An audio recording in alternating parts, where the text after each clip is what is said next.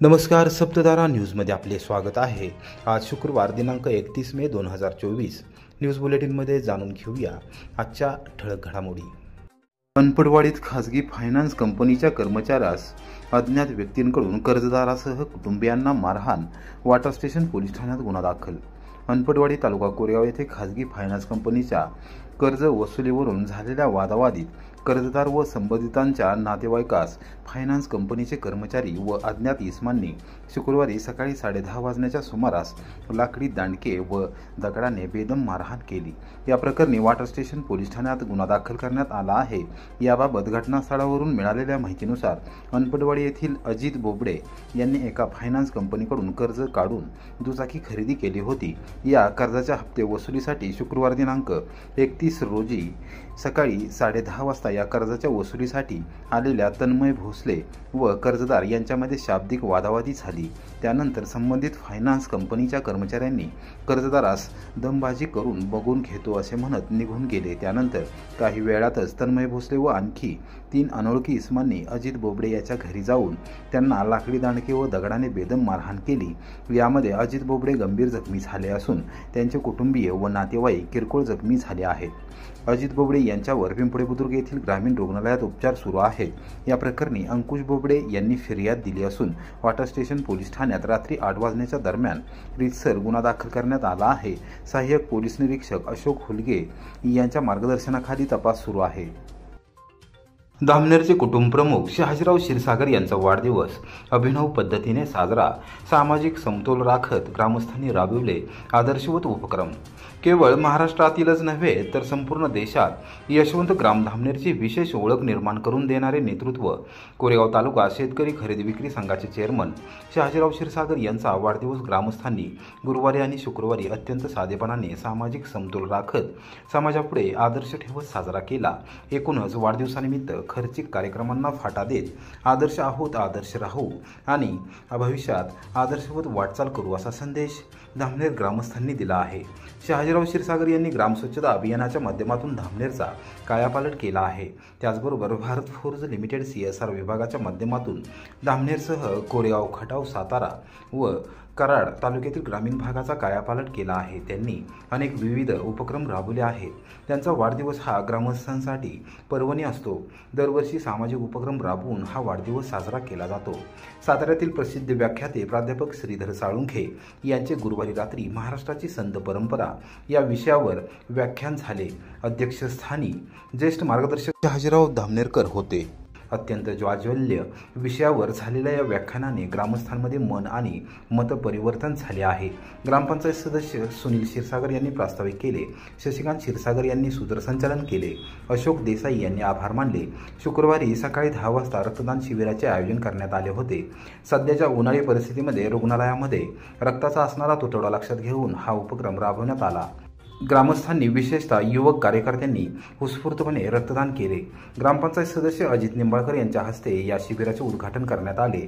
सरपंच चंद्रकांत होवाळे, उपसरपंच प्रवीण क्षीरसागर, पोलीस पाटील जयवंत क्षीरसागर, ग्रामपंचायत सदस्य रवींद्र धामनेरकर, सुनील क्षीरसागर, विकास सोसायटीचे chairman Shankar Pawar, vice chairman Somnath Kshirsagar, Chandrakant Kshirsagar, Rajesh Magar, Kishor Mane यांच्यासह मान्यवर पदाधिकारी, कार्यकर्ते व ग्रामस्थ यावेळी उपस्थित होते।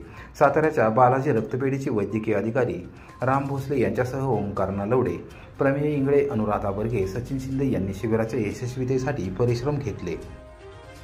लालपरीमध्ये जीव गुंतला, एसटीच्या सेवेतून निवृत्त होणारे एकंबेतील वाहक संजय चव्हाण लालपरीसमोर झाले भावूक। एसटी अर्थात महाराष्ट्र राज्य मार्ग परिवहन महामंडळामध्ये त्यांचा एवढा जीव गुंतला की कोणा जवळच्या व्यक्तीपासूनच आपण दूर चाललोय या भावनेने त्यांना अस्वस्थ करून सोडले आणि रोजच्या प्रवासातील सोबती असलेल्या एसटीतून काढता पाय घेण्याआधी त्यांना स्वतःला सावरता आले नाही। कामाच्या ठिकाणी टंगळमंगळ करणारे बरेच सापडतील, पण कामावर जीवापाड प्रेम करणारे विरळच। अशाच दुर्मिळ लोकांपैकी एक म्हणावे लागतील ते कोरेगाव तालुक्यातील एकंबे गावचे संजय चव्हाण। एसटीच्या कोरेगाव आगारामध्ये 36 वर्ष वाहक अर्थात कंडक्टर म्हणून प्रामाणिक सेवा बजावल्यानंतर शुक्रवारी संजय चव्हाण यांचा सेवानिवृत्तीचा दिवस उजाडला। एवढी वर्ष एसटीच्या माध्यमातून लाखो प्रवाशांच्या मनावर अधिराज्य केलेले संजू दादा आपल्या लाडक्या लालपरीला निरोप देताना प्रचंड गहिवरून गेले. आपल्या स्वतःची मातृभूमी आणि कर्मभूमी असलेल्या एकंबे गावात जायगाव बसवर कर्तव्य करत असताना शुक्रवारी त्यांनी अखेरची फेरी पूर्ण केली. एकंबे गावातील बस थांब्यावर माजी सरपंच शामराव चव्हाण व सेवानिवृत्त शेती अधिकारी अर्जुन चव्हाण यांनी संजय चव्हाण व त्यांच्या धर्मपत्नी संगीताताई चव्हाण यांचा सपत्नीक शाल श्रीफळ देत सत्कार करण्यात आला. सुवासिनींनी त्यांचे औक्षण केले. ग्रामपंचायत सदस्य केतन चव्हाण, विठ्ठल शिंदे, विठ्ठल चव्हाण, एकनाथ चव्हाण, राजेश निवृत्ती चव्हाण, विश्वनाथ माने, राजू शिंदे, जयवंत शिंदे, नाना ताटे, विकास सोसायटीचे संचालक दत्तात्रय चव्हाण, बापूसाहेब शेळके यांच्यासह ग्रामस्थ यावेळी उपस्थित होते. एसटीमध्ये त्यांचा एवढा जीव गुंतला की कोणा जवळच्या व्यक्तीपासूनच आपण दूर चाललोय या भावनेने त्यांना अस्वस्थ करून सोडले आणि रोजच्या HH 14 BT 8971 या क्रमांकाच्या एसटीतून काढता पाय घेण्याआधी त्यांना स्वतःला सावरता आले नाही. एसटी समोर हात जोडत ते ढसाढसा रडू लागले. कामाप्रती असलेली त्यांची ही निष्ठा कोरेगाव आगारातील सर्वच कर्मचाऱ्यांना तसेच प्रवाशांनाही चकित करणारी होती. संजय चव्हाण यांनी एसटीमध्ये वाहक म्हणून 35 ते 36 वर्ष प्रामाणिकपणे सेवा केली. ग्रामीण भागातील रस्ते कितीही खड्ड्याचे असो वा कुठल्याही दुर्गम भागात गाडी न्यायची असो, संजय चव्हाण यांनी कधीच खुरखुर केली नाही. त्यांनी सेवा देताना वक्तशीरपणा अधिक काटेकोरपणे जपला. ते प्रचंड वक्तशीर असल्याचे प्रवाशांना चांगलेच ठाऊक झाले होते. त्यामुळेच वर्षानुवर्ष धावणाऱ्या कोरेगाव आगारातील लांब पल्ल्याच्या बसमधील प्रवासी आणि संजूदादा हे घट्ट नाते जोडले गेले. त्यामुळे त्यांच्या सेवानिवृत्तीचे वृत्त कळताच प्रवासीही गहिवरले. एसटीच्या वाहकांना अहो रात्री ड्युटीच्या वेळेनुसार तासनतास तोबा गर्दीतून प्रवास करावा लागतो. त्यामुळे वाहक बरेच त्रस्त झालेले असतात. अशावेळी कामाच्या ताणातून प्रवाशांवर चेडण्याचेही प्रसंग अनेकदा घडतात. मात्र संजूदादाच्या बाबतीत असे प्रकार कधीच घडलेच नाही.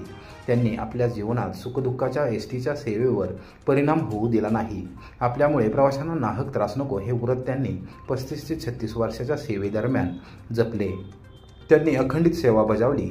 त्यांनी दांडी मारल्यामुळे गाडी रद्द झाली असा प्रकार कधीच घडला नाही.